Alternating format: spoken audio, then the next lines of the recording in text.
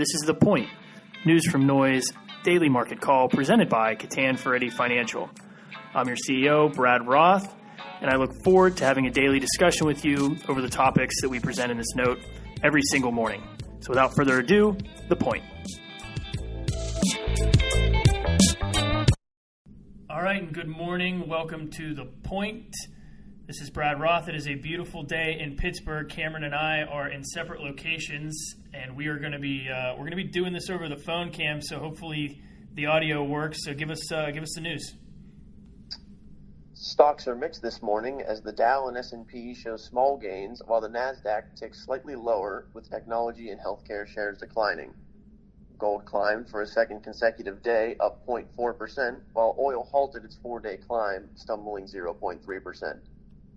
John Williams is the only Fed speaker today, with James Bullard due to speak tomorrow. Topics will include pending home sales, while Thursday gives the final reading of first quarter GDP. Janet Yellen, in her speech on Tuesday, noted that asset valuations look rich and signaled the U.S. economy can withstand higher interest rates as we expect at least one more rate hike this year. Yields on 10-year treasuries added 5 basis points to 2.25% after jumping 7 basis points on Tuesday. Mortgage applications have fallen 6.2% since the previous week, as the application index has fallen 17% since just 1 year ago. Entry-level buyers are believed to have high demand, while there's been a pullback in jumbo borrowers. JP Morgan has partnered with GE's energy startup Current as they aim to reduce total energy consumption by 15%. They will also pilot solar technology at its California branches, reduce greenhouse gas emissions, and invest $200 million to reduce its carbon footprint. Outside the United States, the euro continued to climb Tuesday, hitting a one-year high as the stock 600 index tumbled 0.4%, largely due to a technology sell-off that resulted in a 1.2% decline.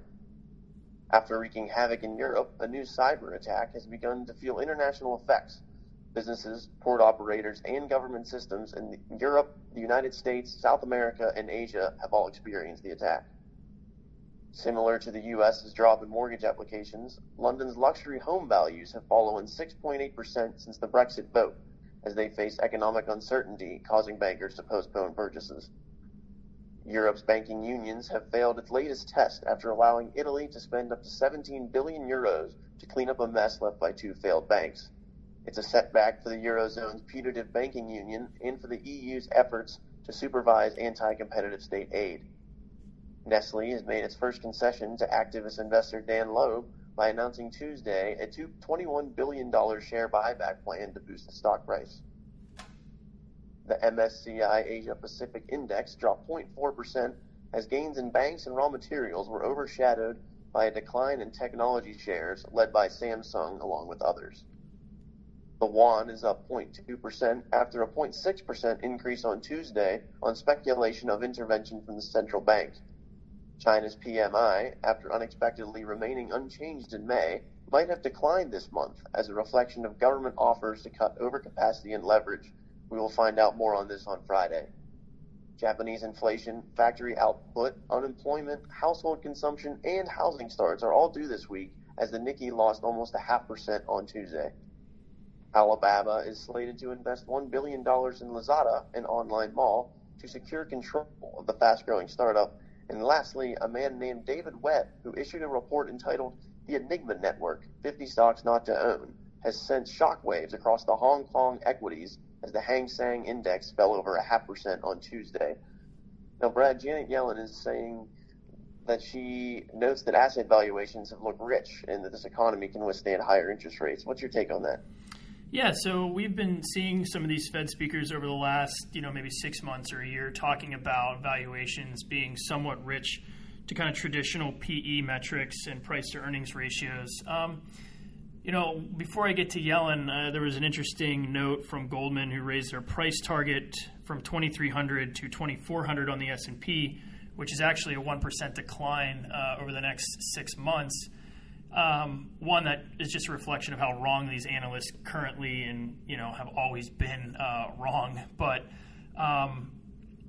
it's a little bit different this time. Hearing Janet Yellen say that asset valuations are somewhat rich, as well as Fed Speaker Williams came out and said this complacency in the market is somewhat worrisome to him.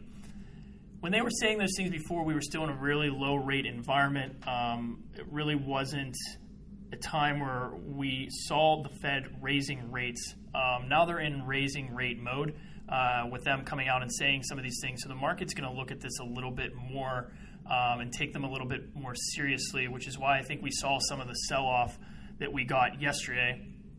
Some people were trying to attribute a little bit of that sell-off to the healthcare vote, or I should say lack thereof.